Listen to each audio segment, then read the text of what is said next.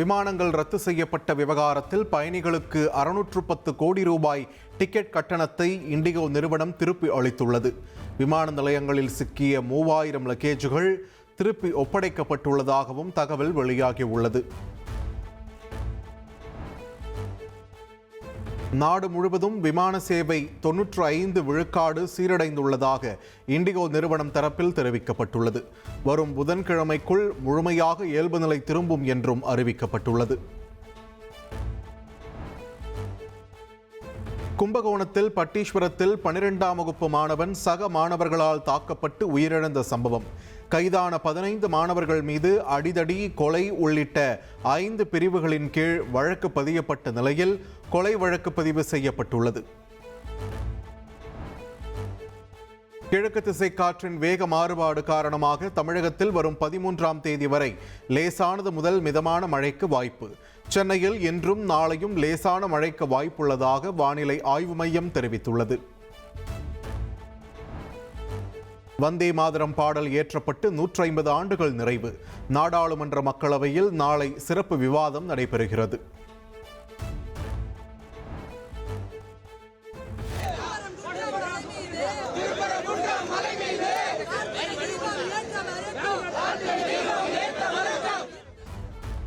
திருப்பரங்குன்றம் தீபத்தூணில் கார்த்திகை தீபம் ஏற்ற தமிழக அரசு அனுமதிக்கவில்லை என கூறி சென்னை கோயம்பேட்டில் இந்து முன்னணி அமைப்பினர் போராட்டம் நடத்தினர். சாலை மறியலில் ஈடுபட முயன்றவர்களை குண்டுக்கட்டாக போலீசார் கைது செய்ததால் பரபரப்பான சூழல் நிலவியது.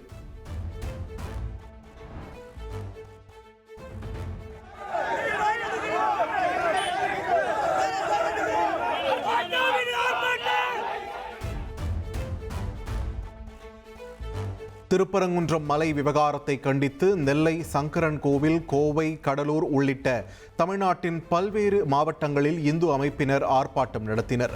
முருக பக்தர்கள் அவமதிக்கப்பட்டதாக கூறி போராட்டத்தில் ஈடுபட முயன்றவர்களை போலீசார் கைது செய்ததால் தள்ளுமுள்ளி ஏற்பட்டது. தமிழ்நாட்டில் என்றும் சமத்துவ தீபம் எரியும், வளர்ச்சியின் ஒளி பெருகும் என முதல்வர் ஸ்டாலின் தெரிவித்துள்ளார். எய்ம்ஸ் வராது, மெட்ரோ ரயில் தராது, கீழடி ஆய்வறிக்கையை மறைப்பதுதான் பாஜக பேசும் அரசியல் என்றும் சாடியுள்ளார்.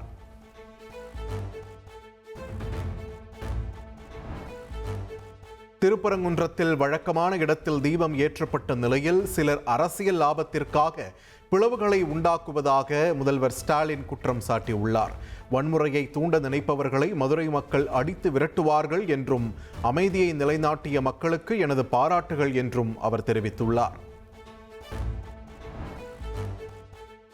வால்பாறையில் மனித வனவிலங்கு மோதலை தவிர்க்க தலைமை வனக்காப்பாளரின் தலைமையில் 5 பேர் கொண்ட குழு அமைத்து தமிழக அரசு உத்தரவிட்டுள்ளது.